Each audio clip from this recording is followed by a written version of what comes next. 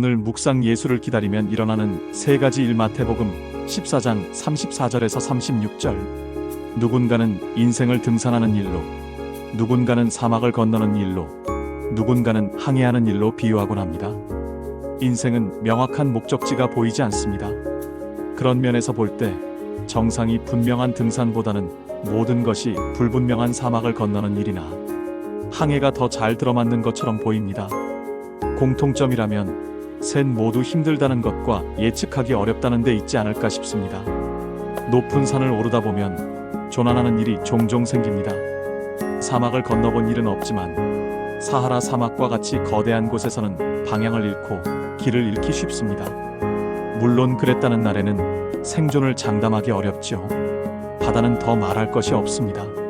망망대해에서 거센 바람과 파도를 만난다면 어떨까요? 파선을 경험했던 바울은 살 소망이 끊어진다고 표현했습니다. 아찔한 경험일 수밖에 없습니다.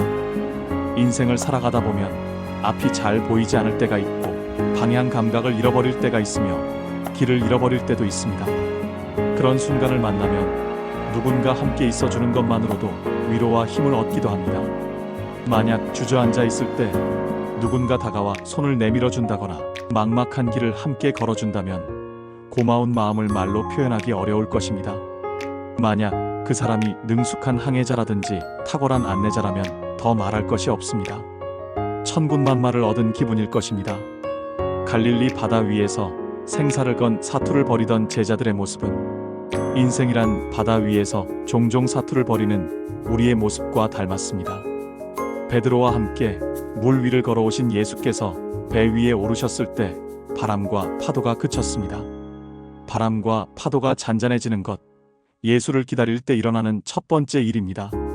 예수가 우리를 찾아오신 후 제자들이 탄 배는 목적지에 안전하게 도착했습니다. 참으로 기막힌 장면이 아닐 수 없습니다.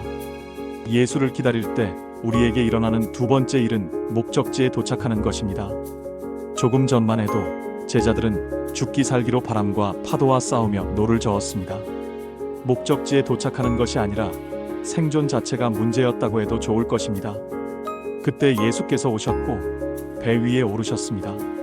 예수가 배에 오르시자 바람과 파도가 잠잠해졌고 그들은 무사히 목적지에 도착하게 되었습니다. 이 장면은 예수가 우리 삶의 안내자이자 최고의 항해사라는 것을 더없이 선명하게 보여줍니다. 예수를 인생이라는 배에 모셔들릴 때 바람과 파도가 잠잠해집니다. 설령 바람과 파도가 불어닥치는 세상에서도 안전하게 항해할 뿐 아니라 목적지에 안전하게 도착할 것을 가르쳐줍니다. 예수께서 게네사렛으로 돌아오셨다는 점도 주목해야 합니다. 예수께서 돌아오시자 그곳 사람들이 예수를 알아보았습니다. 예수를 알아볼 수 있었던 이유가 여러 가지겠지만 그들이 예수를 사모하며 기다리고 있었다는 점도 간과할 수 없는 사실일 것입니다. 예수를 사모하며 기다렸던 사람의 면면을 보십시오. 병자들 모두 아픈 사람들입니다. 질병의 종류와 상태를 기록하진 않았지만 여러 종류의 병자들, 심한 병에 시달리는 사람들이 적지 않았을 것입니다. 그들은 예수의 옷자락이라도 손을 댈 수 있게 해달라고 간청했습니다. 마태는 예수의 옷에 손을 댄 사람은 모두 나았다고 기록해 놓았습니다. 상상해 볼 필요가 있습니다. 당시는 제대로 된 병원이나 의료 시스템이 없었습니다. 병에 걸리면 삶의 질은 급격히 나빠졌을 것이고 중병이었다면 당사자는 말할 것도 없고 가족들까지도 힘겨운 시간을 보냈을 것이 분명합니다. 이렇게 본다면 그들은 모두 길을 잃은 사람들입니다. 항해하다 좌초한 인생이고 사막에서 길을 잃은 인생이라고 해도 지나치지 않을 것입니다. 바다 위에서 생사를 걸고 사투하던 제자들에게로 다가오신 예수께서는 게네사렛으로 오셔서 길을 잃어버린 사람에게로 찾아가셨습니다. 예수께서 그들의 인생을 찾아오시니 모든 사람이 참된 회복을 경험했습니다. 예수 안에서 회복한 그들은 다시 삶을 살아갈 힘과 동력을 얻었을 것입니다. 예수를 기다릴 때 우리에게 회복이 일어나는 것을 잘 보여주는 말씀이라 생각합니다. 말씀을 조망해 보고 싶습니다. 예수께서는 하나님 아버지와 교제하시던 곳을 떠나 바람과 파도가 몰아치는 곳에서 생사를 걸고 허덕이는 제자들에게로 오셨습니다. 그들과 함께 배에 오르시고 그들의 길을 인도해 주셨지요.